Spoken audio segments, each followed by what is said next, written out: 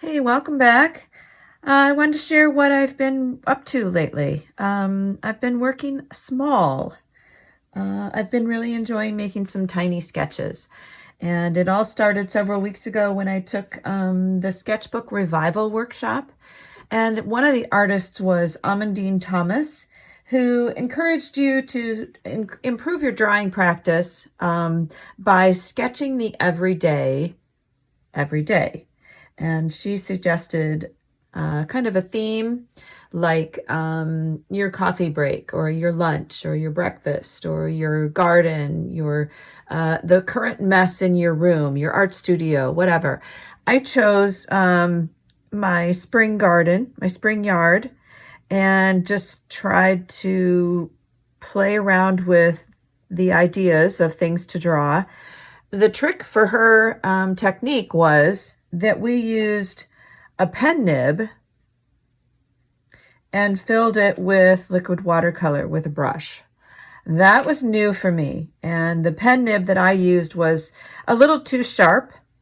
And so mine is extremely scratchy, but I really kind of loved the process of totally committing to the sketch by starting off with color and no pencil drawing ahead of time, no perfection, just jump right into the process.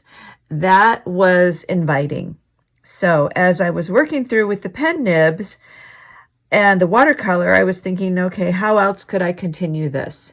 And I remembered that I had these markers that are a fine tip.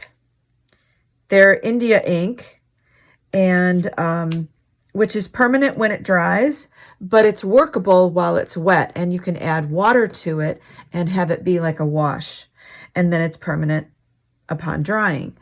The other markers that I came across is my traditional kids Crayola markers. They work in the same way. So I keep them in this pirouette tin, and the lid becomes my palette. So with any of these, you just color a little onto the lid, use this waterbrush pen that has this barrel full of water, and you squeeze it a little bit to get water, and it becomes like a watercolor palette.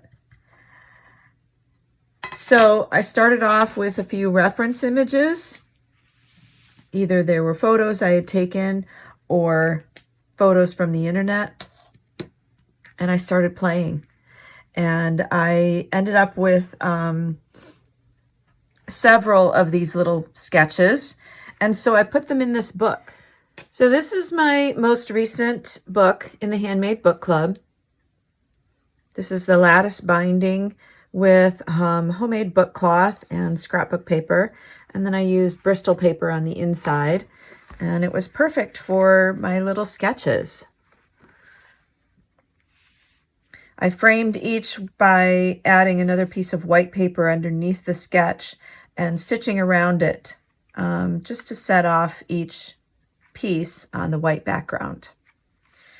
And like I said, I did the reference image just to commit to the play of trying to recreate some form of the reference image using the limited supplies of the markers and the watercolor technique.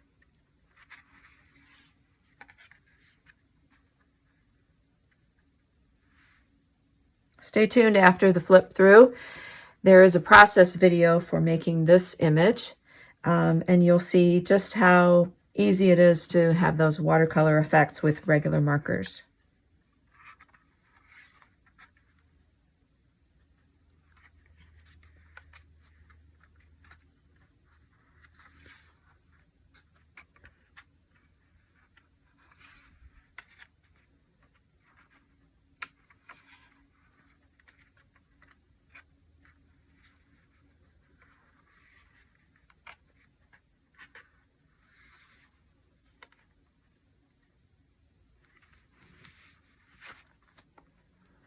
Thanks for coming along. Stay tuned for the process video of drawing the mushrooms, and I'll see you in the next one.